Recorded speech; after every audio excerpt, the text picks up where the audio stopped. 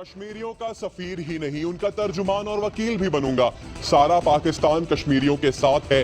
वजीर आजम इमरान खान का यौम स्याह पर कश्मीरियों और कौम के नाम पैगाम। हथियार उठाने की बात करने वाले कश्मीरियों और पाकिस्तान से दुश्मनी कर रहे हैं। मोदी सरकार कश्मीर के हालात का जिम्मेदार पाकिस्तान को ठहराने के बहाने ढूंढ रही है।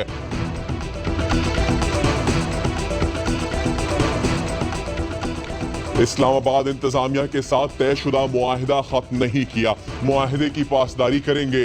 मौलाना फजलुर रहमान की यकीन दहानी, कहते हैं अदालती फैसलों का एहतराम करते हैं। चौधरी शुजात हुसैन कहते हैं धरने का मसला जल्द खत्म हो जाएगा। मेरा जाती ख्याल है धरने वाले रेड जोन में नहीं आएंगे। वजीर आजम इमरान खान ने अक़वाम मुत्तहिदा में बेहतरीन तकरीर की।